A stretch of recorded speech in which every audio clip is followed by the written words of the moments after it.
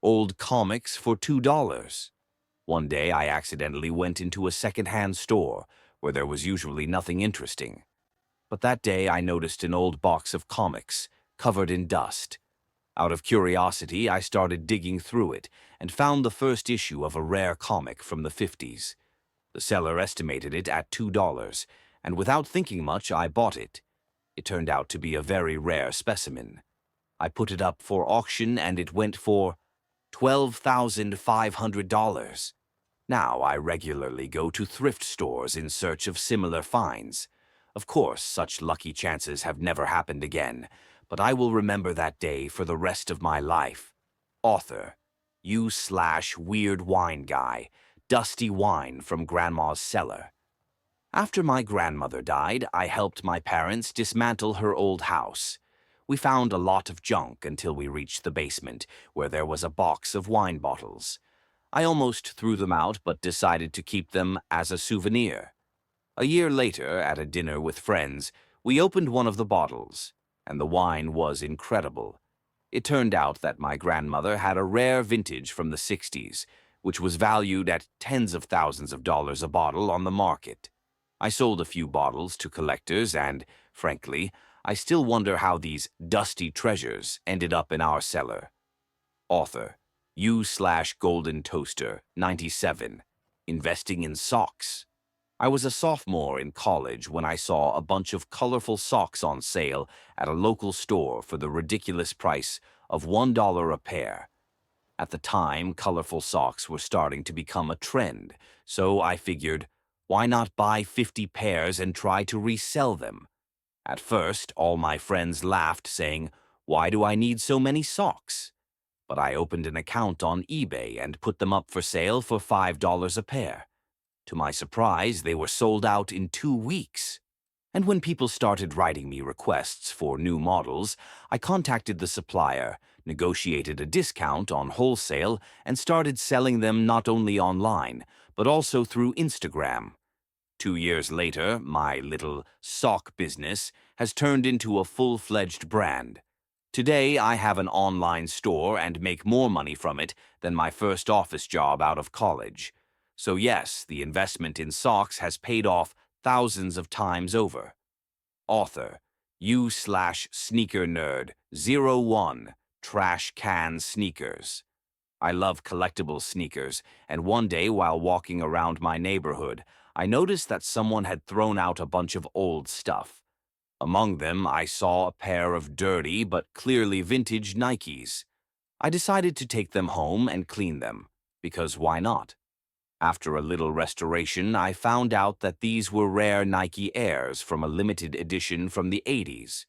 I listed them on a collector's platform and they sold for $3,000.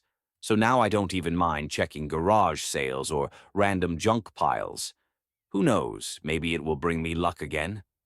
Author, U/Lucky Llama, 22, a regular stamp for 10 cents. When I was 14, I was into stamp collecting. I mostly bought cheap sets at flea markets or online. One day, I bought a random lot of 100 stamps for $10, just because it looked nice. Among them, there was one stamp with an old airplane on it that caught my eye. Years later, while sorting through my old collection, I decided to Google how much it might be worth. It turned out to be an inverted Jenny, one of the rarest stamps in the U.S. Although my example was not in perfect condition, it was valued at $90,000. I sold it at auction and paid off the loan for my first car. Author, U/Plant Lady Pro, Cacti instead of shares. About 3 years ago, I wanted to invest in stocks, but the market seemed too confusing. One day at a garden center, I noticed a collection of rare succulents and cacti. On impulse, I bought a few babies of a rare variety of cactus for $200. After a couple of years, these plants grew, and I started selling their cuttings on Facebook Marketplace. Unexpectedly for me, rare cacti were in great demand, especially among collectors. Now, my garden business brings me about $20,000 a year, and I no longer regret that I chose cacti over stocks. Posted by you/oldschoolgamer, 98 gaming console from the attic. My grandfather recently sold his house and we were going through the attic. Among other junk, I found an old NES console with a box of cartridges. Curious, I decided to check if it was worth anything on eBay. To my shock, one of the cartridges, Stadium Events, was so rare that it sells for tens of thousands of dollars. I ended up selling the entire find for $55,000 and even gave my grandfather half of it, even though he had no idea what it was. Author: You Fish Bait Billionaire, the goldfish that changed everything. I once won a small goldfish in a lottery at a fair. I never thought it would change my life, but after a few months it had offspring. People who knew about it started asking me to sell them fish. This is how my business of breeding rare ornamental fish started. I invested in aquariums, rare breeds, and all the necessary resources. Now I have a huge pond and regular customers, and my hobby brings me a stable income. Posted by You Tech Dumpster Diver, the junk server that made me rich. When I first started getting into computers, I used to go to electronics dumps. One time I found an old server that someone had just thrown away. It looked terrible, but I decided to take it home to disassemble it for parts. While I was cleaning it, I noticed that there was a hard drive inside that was still working. It turned out to contain a database of rare information on vintage video games that collectors spend years searching for.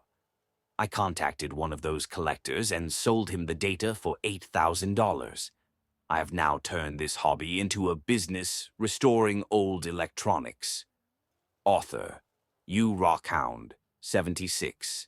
The stone from the beach turned out to be jade. I live near the beach and often go there just for a walk. One day I found an unusual green stone and decided to take it home. I thought it was just a beautiful cobblestone and put it on the shelf.